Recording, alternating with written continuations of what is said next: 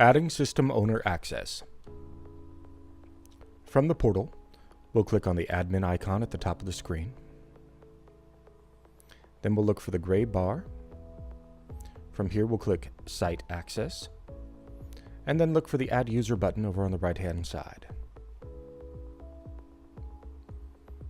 We'll be prompted to enter an email, language, and role.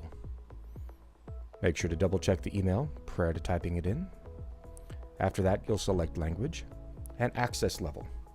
Access levels are dashboard, dashboard and layout, and full access. For additional information about each level, click the question mark. If this is a site owner, check the box and then click Save. An automated email will be generated from noreply@solaredge.com, and the user will be prompted to click a link and fill out a form. Once they've done that, they'll show up on this list here. You can see we have 0 users because nobody has registered yet. If we need to add another user, we can do that as well. Thank you for joining us in the SolarEdge Learning Lab.